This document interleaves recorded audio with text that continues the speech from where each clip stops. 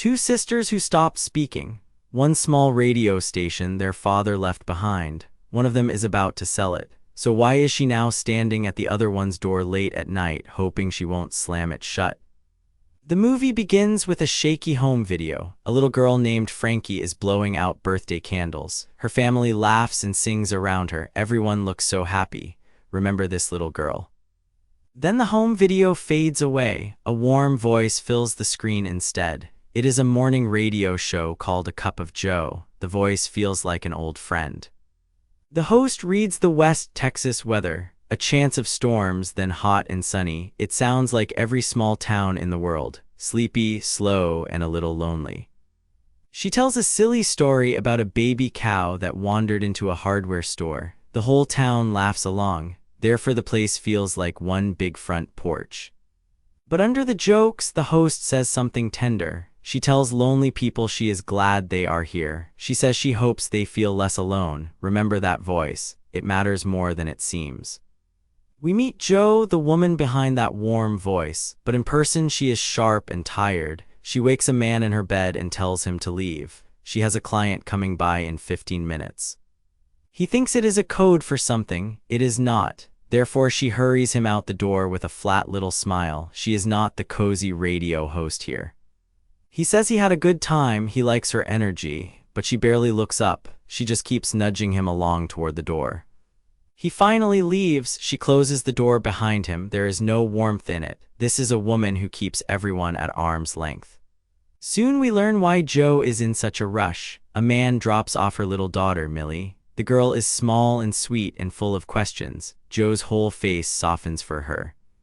The man is Ryan, Millie's father. He hands over a backpack of clothes and snacks. He is gentle and kind with the girl. Therefore we sense Jo and Ryan no longer live together. Jo kisses Millie goodbye in a hurry. She has a recording up at the station.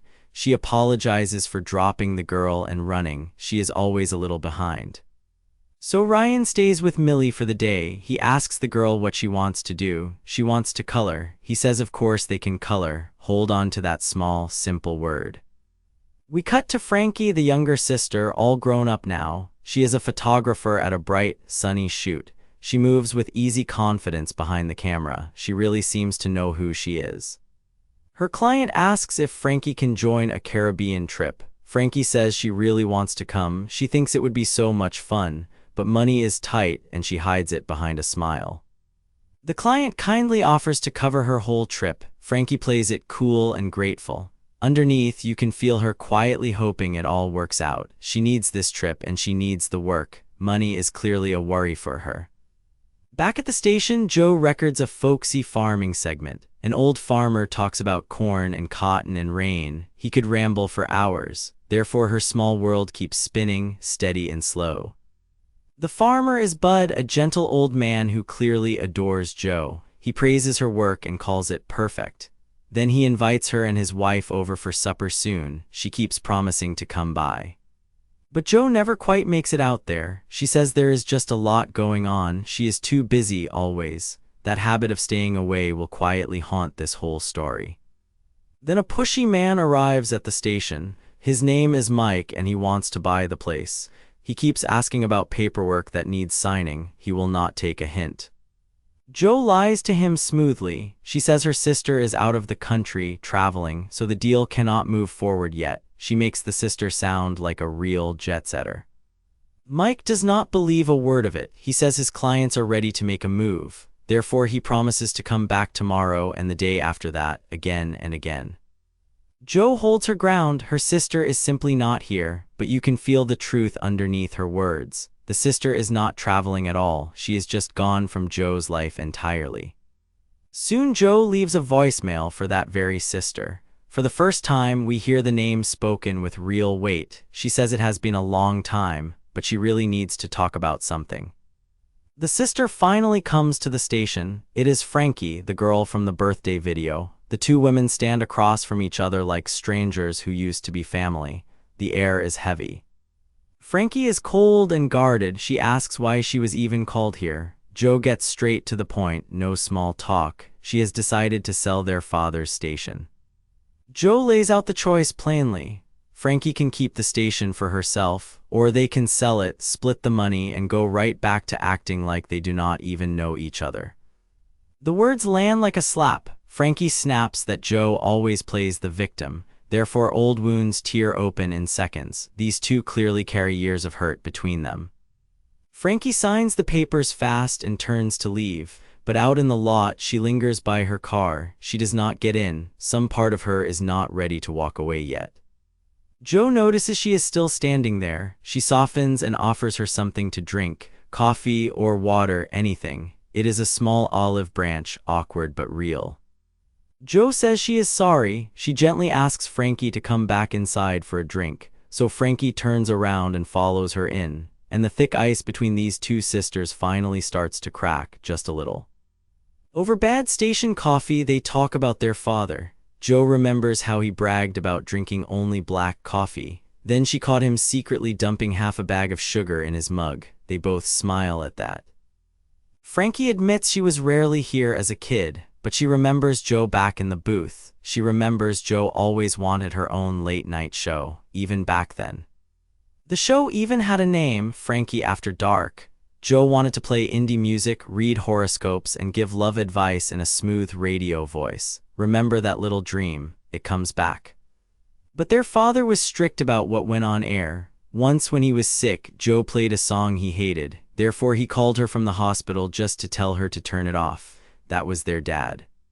The warmth does not last long. Joe shifts back into business mode. There is one more paper Frankie forgot to sign. The moment shatters at once. Frankie freezes. She says Joe is just like their father. She only ever calls when she needs something. The accusation cuts deep. Joe insists it will only take 2 seconds, but Frankie is already pulling away again, so the sisters keep losing each other at the worst possible moments. They just cannot hold on. We drift into Joe's radio voice, soft and thoughtful. She talks about mornings and regret and memories that will not leave you alone. Therefore the whole town becomes one quiet, aching feeling. Joe calls Ryan to check on Millie. The girl got bored of coloring and moved on to a new toy. Joe keeps the call light and quick, but something is clearly weighing on her. Ryan asks if everything is okay. Joe makes a small dig, then says she regretted it the second she said it, so we sense things between them are still tender and unfinished. They still care. Millie says bye to her mommy. Joe says she loves her too. Then the call ends, and Joe is alone again with her records and her work, always alone. Now we step into Frankie's world more closely. She tells a friend about a bad date with a fake cowboy. He showed up in a dusty truck and a gas station hat. It is funny, light, and a little lonely. Then Frankie mentions the real news. She has an older sister she never talks to. They have not spoken in a long time, and that sister suddenly called, wanting to sell their dad's station. Frankie is hurt by how cold the call was. There was no hello, no how are you, just here, come sign this. It clearly stung her. The friend asks how much the station might sell for. Frankie says probably a lot. Therefore money quietly enters the story, tugging at both sisters from opposite directions. But the friend also drops bad news. The group is using a cheaper reserve photographer for the trip, so Frankie loses the job she was counting on. The little floor under her feet keeps shrinking. Back at the station, old Bud visits Joe again. He brings burgers and an easy smile. He says he caught her show that morning. He is proud of her like a second father. Joe is busy, but she sits with him in the sun. He fusses that she should remember to eat lunch. He worries she works far too hard. She lets him fuss just a little. Bud talks about his old work truck and his farm. He says the land came from his father and his father before him. One day it goes to his grandson. Therefore legacy quietly becomes the heart of this movie. Joe gently asks if he ever thinks of moving closer to town, giving all of it up. It seems like such a hassle. But Bud says no, farming is the life he chose. He says this is exactly what he loves. This is where he wants to be. It is a small, warm scene of a man at peace with his choices. Then he teases her about sharing his fries and they laugh together. Time passes through soft songs and quiet days. Then Frankie has a photo shoot with a kind client. The woman compliments her cozy little studio. For a moment, things feel normal. Frankie changes the song in the middle of the shoot. The new music hits her in a strange, heavy way. Suddenly her eyes fill with tears. She goes very still behind the camera. The client gently asks if Frankie is okay. Frankie says yes, but she is not really. Therefore we glimpse the grief she keeps carefully hidden behind the lens. Their father's death is still raw. Back at the station, Joe records a goofy commercial for a local man. He keeps fumbling his own simple lines. It takes him try after try. It is sweet and very small town. Joe coaches him with real patience. She tells him to take a sip of water and calm his nerves. Nerves are completely normal, she says. She even reveals she was a child actor for a couple of years. There's a whole life behind that flat voice of hers. They rehearse the silly tagline together, "If you're hot, call Scott." They count it down a dozen times. Finally they nail it, both laughing. It is the warmest we have seen Joe so far.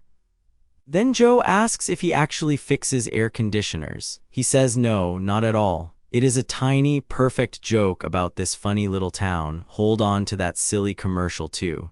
It comes back at the very end.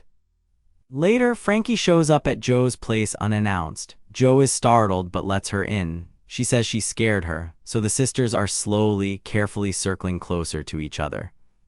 They trade old memories about a childhood friend across the street. The talk is a bit awkward but soft, therefore the wall between them keeps getting thinner with every shared memory. Joe tells the funny story of the commercial man. He kept saying call Slot instead of call Scott. Frankie laughs and says she likes it better that way. She thinks it has a ring to it. Then Joe finds an old photo of herself as a kid. The two sisters lean in close together over it. Frankie says Joe looks exactly the same. For a moment they are just family, no walls at all. But the doorbell rings and breaks the spell. It is Mike, the pushy buyer, again. His timing could not possibly be worse. Joe's whole body tenses up. Joe tells him now is not a good time. He says he was just driving by. He wants to know how the sale is coming along. He keeps a paper in his hand, ready to push. Joe tells Frankie to go back inside. She wants to handle this herself, so the younger sister steps away, and Joe faces Mike alone on the porch. Then Joe finally pushes back hard. She says the station means something to her. Their father built this place with his own hands. It is not just a building. And then a hard truth slips out. Mike plans to tear the station down. He wants to build some burger joint on the land. Therefore Frankie overhears that their dad's place would be erased completely. Joe stands firm and steady. She says money does not mean everything to her like it does to him. She honestly does not mind driving out here every single morning. This is her life. She tells Mike to give them space and stop coming by so often. It is the bravest we have ever seen her. Then she sends him off and he finally backs down, rattled. Inside, Frankie is genuinely amazed. She has never seen this fierce side of Joe. She says she is weirdly impressed. For once, Frankie is looking up to her sister. But Frankie also presses her with a hard question. How long did Joe know they would tear it down? She suddenly wonders how much money is really on the table here. Joe pushes back gently. She asks why Frankie cares now all of a sudden. Therefore the old question quietly returns. Is any of this about their father or is it about the payout? To cool things off, the sisters dig through the station's clutter together. There are records everywhere, stacks and stacks of them. There are mystery files with no cases. A whole life is buried in here. They talk again about Mike, the pushy buyer. Joe admits she should have shut him down long ago, but here they are dealing with him now. She is tired of fighting him. Frankie asks her the real question. Is Joe truly set on selling? Joe quietly says she is not sure she is set on anything anymore. The certainty is slipping away from her. Then they find their father's old hats in a box. Frankie wonders if they still smell like him. Therefore, the cleanup becomes a slow, tender goodbye to a man they both still miss terribly. They find an old instant camera that somehow still works. Frankie snaps a goofy photo of Joe. The flash pops and they are suddenly giggling like little kids. It is pure joy. They argue sweetly about whether you should shake the photo to develop it. Joe insists you should not. Frankie teases her since Joe is supposed to be the photographer here, not Joe. They laugh and let the picture come up slowly. They are easy with each other now, like sisters should be. Then Joe asks something careful. How are things with Ryan? Frankie gently shares the truth back. She and Ryan are separated. It has been about a year now. They kept it very quiet, so even the close people in their lives never knew. Frankie has been hiding this pain alone. Frankie says it was just for the best. She links it to how they grew up with their parents. Therefore, old family pain clearly shaped how she loves now. The wounds run deep and far back.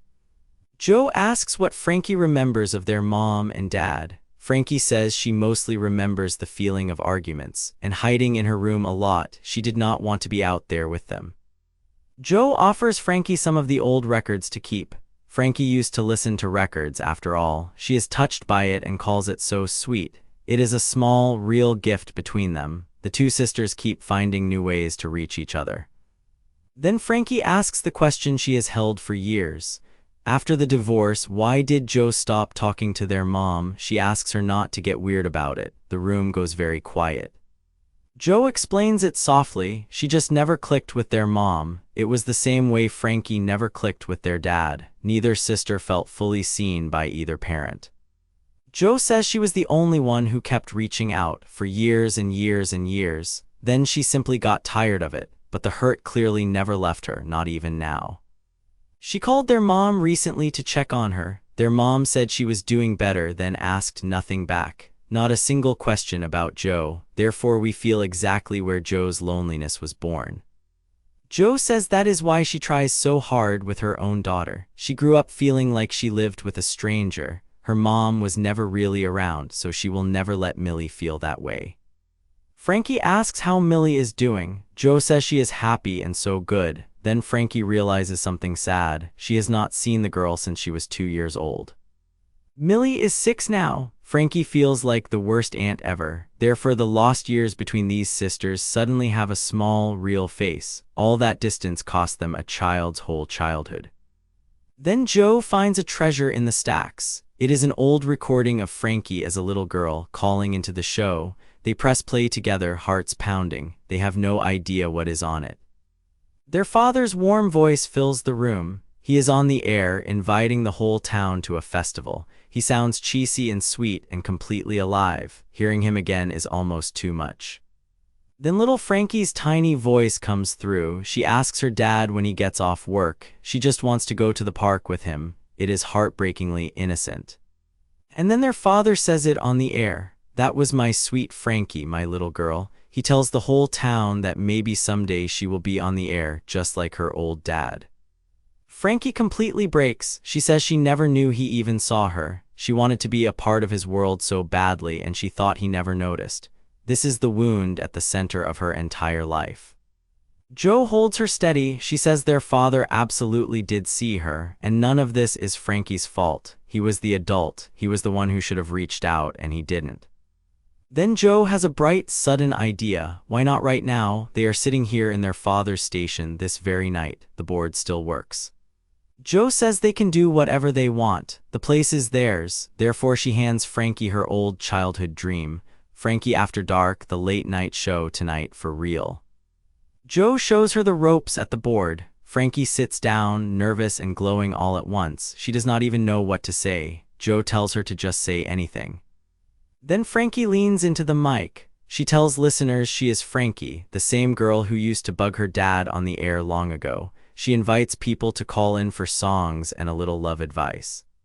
Amazingly, the phone actually rings. A heartbroken young man is on the line. His girlfriend broke up with him and keeps ghosting him. He does not know what to do.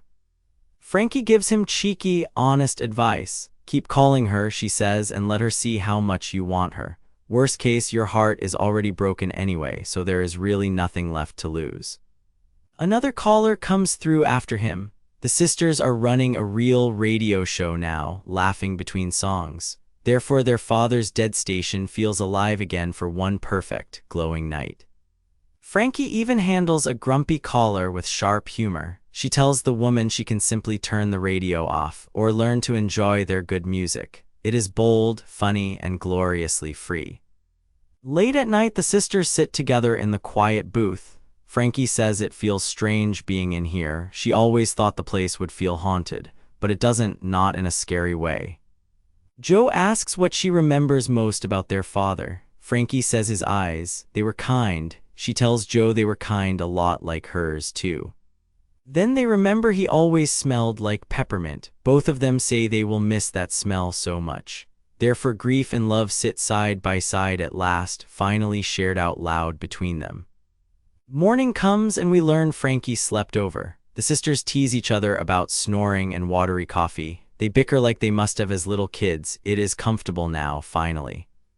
Frankie defends herself with a grin. She says she left Ryan, for the record, not the other way around. The banter is warm and easy. It is a whole world away from where they started. Then Joe jolts awake to the real day. She has to go pick up Millie. So the sweet night ends, and ordinary life pulls them both back out the door. They part on the steps, both smiling. Frankie says last night was really fun and she means it. They agree to do it again sometime soon. Joe promises to call her, therefore the wall between them is finally, truly gone. The long distance between these sisters is closing at last. Joe reunites with Millie and Ryan. The little girl proudly shows off a drawing of a dinosaur. The day was great, they had fun. Joe's heart is clearly fuller than it has been in years. Then Ryan asks Joe for a moment to talk. Something is clearly on his mind, so Joe sits down with her separated husband. Their easy closeness is still there even now. Whatever broke between them, the care did not. Joe shares her big news with him. She has been thinking about it for a while now. She thinks she is finally going to sell the station. It is a heavy thing to say out loud. Ryan asks if that is a real decision or just today's mood. Joe says it feels like a decision, but we can clearly hear she is still not certain. Not really. Then Ryan gets sharp about Frankie. He says it is not fair that she just walks back in now. She missed years of birthdays. She never even knew Millie. His anger is protective. He says Frankie does not get to suddenly join the big poetic goodbye. Therefore, the old resentment Joe carried for years comes out of someone else's mouth. It is strange for her to hear it. But Joe defends her sister now. She says Frankie was their father's daughter too, and she is honestly trying. Joe is the one fighting for Frankie this time. Ryan pushes harder still. He says Joe carried the station and their dad and even Frankie, all of it on her own back. Joe says she knows that. Then he says something that lands hard. No, he says, you buried it. And she goes quiet because he is right. Joe holds firm. She has not made any final decision yet. The station is still hers until she makes up her mind. She is not ready to let go. Ryan softens at that. He tells her to make room for herself in whatever comes next. Therefore, we see two people who still care deeply, just not as a married couple anymore. Then little Millie asks for ice cream. The grown-ups melt instantly. They all go together, the three of them, a fragile and gentle little family. This is what Joe is really fighting for. Joe learns Ryan already took Millie for ice cream yesterday. She teases him for being a softie who cannot say no. He shoots right back that Joe is far worse than he is. At the shop, Joe and Millie share a sweet, ordinary afternoon. They taste flavors and plan a trip to the park. It is the simple, warm life Joe is trying so hard to protect. They dream up a little picnic with sandwiches and coloring books. They plan to eat right on the playset. Therefore, we feel how full Joe's heart is now and just how much she has to lose. Then Frankie's voicemail greeting plays. Joe has been trying to reach her, but this time Frankie has gone silent. She is pulling away again, just like the old days. The pattern is creeping back. So Joe drives over to Frankie's apartment, worried. She found the address on Frankie's website. She gently warns her that the site makes it far too easy for strangers to find her. Big sister mode on. Joe comes inside and looks around the small apartment. Then she asks the real question, plainly. What is going on with her? What is actually wrong with Frankie? She can see something is off. Frankie deflects right away. She says she has just been really busy. Everybody is really busy. Therefore, she is hiding again, exactly the way she learned to as a lonely kid. Joe says it does not take much to answer a phone or to show up. Frankie snaps back that she is just not Joe, so the old pain flares up between them one more time. They are back at the edge. Then Frankie finally breaks all the way open. She says she spent her whole life wanting to hide and stay out of the way. She thought staying gone kept her from ruining everyone else's lives. But she realized she was not anything at all. Everyone always relied on Joe instead. Their mom, their dad, the show, every bit of it leaned on Joe, never on her. She felt invisible. Frankie says she just wanted to matter to someone. She wanted to matter to their dad and to Joe, and now their father is gone forever, so she feels like she never got the chance to.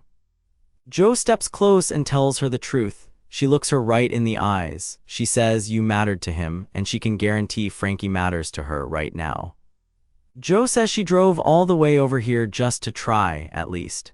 Therefore, the big question of the whole movie finally answers itself face to face between two sisters. Joe tells Frankie she wants her in their lives for real. She says she misses her. You are part of me, she says, and then she says it plainly. I love you. And Frankie, crying, says it right back.